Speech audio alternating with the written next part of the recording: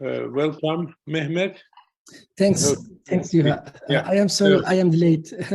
Yeah, okay. So, but I think we will give you 30 minutes as planned, but about 20 minutes for the talk and then 10 minutes for the stuff. So please.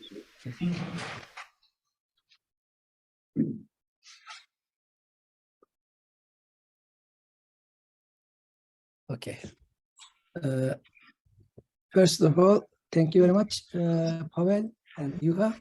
I am sorry, I am delayed because I was on the way. I thought that my paper is at 12:30, and right now I am busy to prepare another conference myself here as an organizer. Now, shortly, I will talk about lexicology of new Turkic Runic inscriptions from Mongolia. As you know, if we talk about Turkic inscriptions from Mongolia, mostly we remember Kültigin, Bilge Kağan, and Tunyukuk inscriptions. They are very well known inscriptions which discovered by Finnish and Russian archaeologists. That is very coincidence. Now I talk for a symposium from St. Petersburg, and the Radloff work for Russian Academy from St. Petersburg, and first actually Turkic inscriptions and from Yenisei area and also from Mongolia, discovered by Finnish archaeologists, as you know very well. And okay, even those three inscriptions very famous in Turkology and also comparative linguistics. There is small inscriptions from Mongolia and also from Yenisei Basin. But I will talk just about inscriptions from Mongolia right now. In last 10 years, especially after Soviet Unions, there is so many new field research in Mongolia and around Mongolia on all Turkic Runic inscriptions, and some of them discovered by Mongolian archaeologists, by Mongolian colleagues, or together with foreign archaeologists from Japan or from China, or also sometimes from Kazakhstan. Just newly discovered a new inscription from Nomgon area between Harhorin and Ulaanbaatar, close to Harhorin. Okay. Now I will talk first about Hillery-seen inscription. I have been there maybe 4 years ago. Yes, 4 years ago. It is south of Mongolia, middle of the Mongolia, but some south. First, it was discovered St. Batuga, and he prepared a paper in Inner Mongolia maybe 6 or 7 years ago. Later, I have been there 4 years ago in Mongolia together with Chinese colleagues. It is an inscription, broken inscription. Half of inscription now we can access. Here you can see it. It is middle of an ovo, and there is a tamga. Some people believe that it is a sign or flag of Turkic Khaganate. Some people don't believe that it is a flag of Turkic dynasty. Even that we have it same as on Kültigin and Bilge Kağan, similar tamga. There is three sides, some letters, some words. Most of them very well known words, but there is just one word I cannot find in other inscriptions. Never attest in any other Turkic inscription. It can be read as Toluk or Tuluk, and I cannot recognize it through dictionaries, Clausen's dictionary or Drevno-Türski Sevar. I couldn't find any similar word, I mean Toluk or Tuluk. It was read by Vatulga first time, and he read it as Tuluk Khan. But I am not sure about that.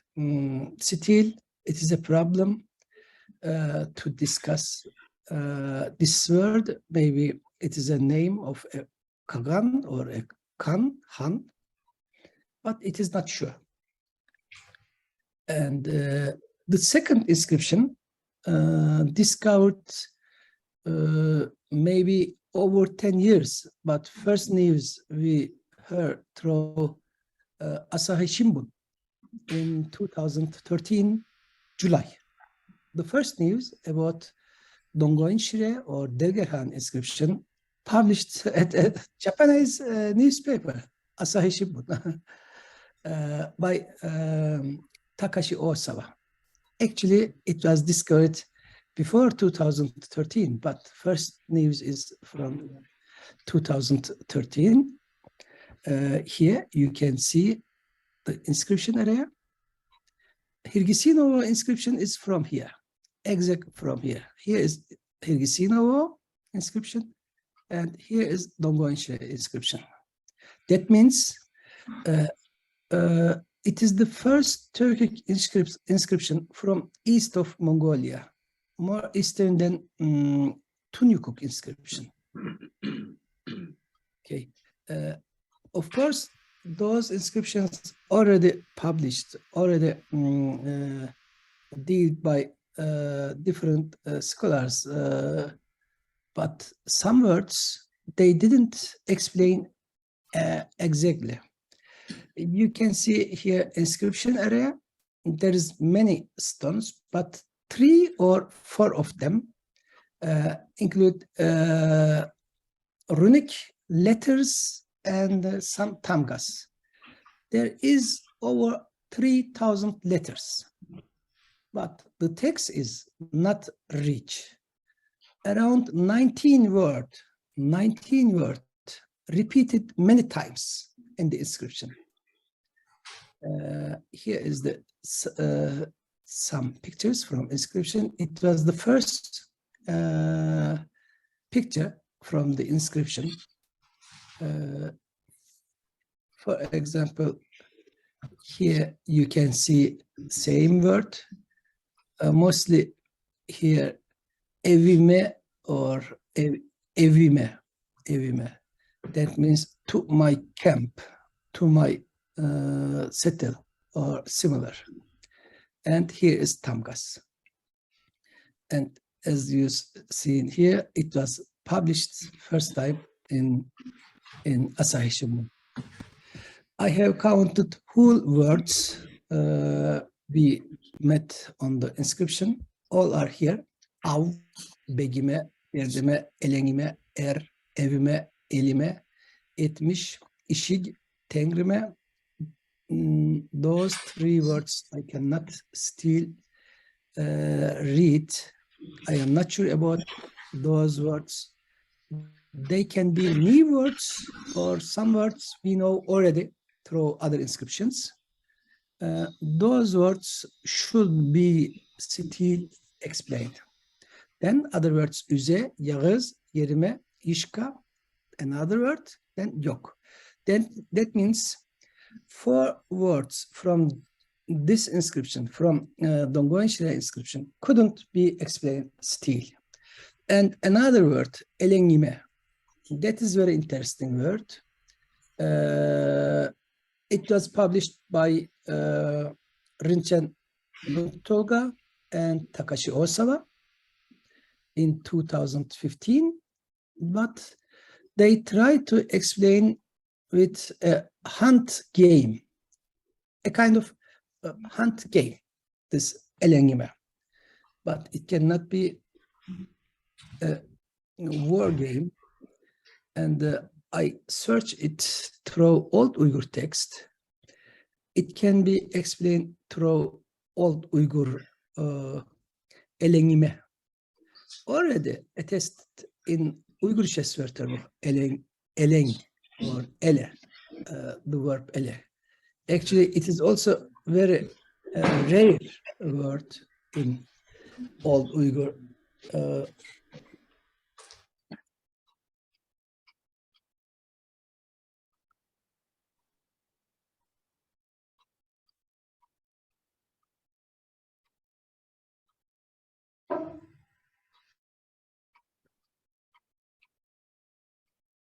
Just one time attest in Old Uyghur. Never attest a second time. Actually, it was explained as a verb ele, then explained elengler, imperative form of ele, the verb ele, in Uyghur Wörterbuch. And here you can see in the dictionary just one article from Uyghur Wörterbuch. At that time, the writer, Klaus Rerwan, never heard about the verb or the word elengler from Donggoinshre inscription. He explained as ruhig, gemach, or pass auf, hör zu.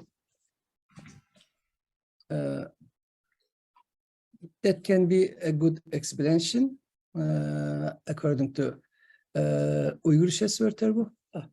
I should mention also the source from Uyghur Wörterbuch.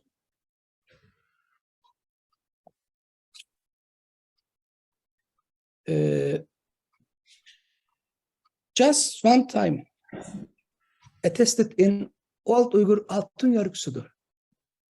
Just only one time in Altın Yarıksu. And Donggoinshre is the second source. Actually occurs before Altın Yarık, because Altın Yarık is from 11th century and Donggoinshre must be from Turkic dynasty, that means from Uyghur period, beginnings of 8th century. And actually for the conference, I like to compile most words from Saint Bartolga's new publication. He has collected whole small inscriptions from Mongolia and published in one volume. Here you can see his study. And just nearly this year, he published a second study in 3 volumes, more detailed with explanations in Mongolian language. This one is in English and Mongolian. But why I work on Bartolga's publication, it is very, very useful and rich study on small inscriptions from Mongolia. As a Turkologist, I read some different from Bartolga's readings. And lastly, there is some new readings from former rock inscriptions too, from Mongolia. For example, very well known Thai-archloo inscriptions. I have been there 3 times to read Thai-archloo inscriptions. Many different inscriptions on a huge rock close to Thai River. Maybe all the inscriptions, Turkic inscriptions, or Turkic inscriptions written Mongolian inscriptions, or inscriptions with Tibetan script, or modern Mongolian inscriptions too, with Cyrillic letters. That's why it is so difficult to read runic Turkic letters under other inscriptions. First time it was read and published by Radloff, and last time Harjavbay, I mean, detailed study belongs to Harjavai, Sarkocaoğlu Harjavai.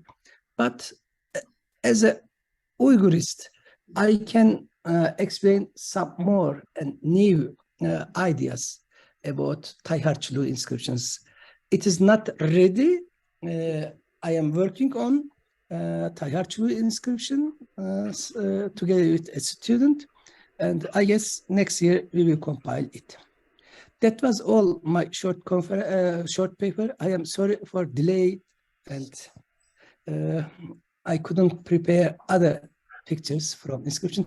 On the picture, you can see famous Bembegöre inscription too. It was published 3 or 4 different colleagues.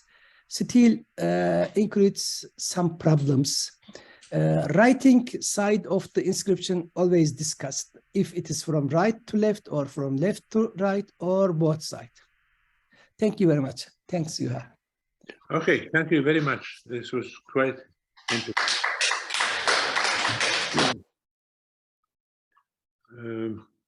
So we still have about 5 minutes for questions. Is anyone on the Zoom or in the auditorium willing to make any comments or questions?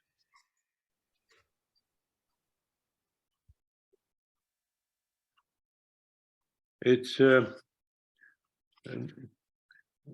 very encouraging that they are publishing so many new results in Mongolia and also finding many new sources. So I remember this Thai-archloo. I also went there, and it's a very imposing natural feature on which there are so many inscriptions in different languages, also in Kita. Yes. And, our Finnish archaeologist Sakari Pelsi also went there in 1909 when he was traveling with Ramstedt, and he has a chapter on this Thai-archloo in his Finnish language travel book. So I think this is a very interesting place in Mongolia. But also the other inscriptions you mentioned are very, very tantalizing. Thanks.